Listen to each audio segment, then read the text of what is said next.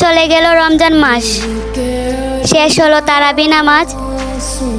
এই 1 বছর জন্য আবার হারিয়ে ফেললাম সেই দিনটাকে, যেখানে হাজারো ব্যস্ততার মাঝে থেকেও ঠিক সময় পরিবারের সাথে ইফতার করা। এই 1 বছর আর কেউ বলবে না, মা ঘুম থেকে উঠ, সেহরি খাওয়ার সময় হয়ে গেছে।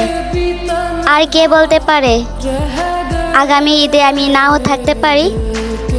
তাই বলি, হাজারো কষ্টের মাঝে ঈদ যাপন করুন। যদিও কষ্ট তোমাকে আঘাত করে, তাহলে আমাদের নবীর কথা স্মরণ করিও। তিনিই বলেছেন, ঈদ মানে আনন্দ, ঈদ মানে খুশি, তখন আর মনে কষ্ট লাগবে না।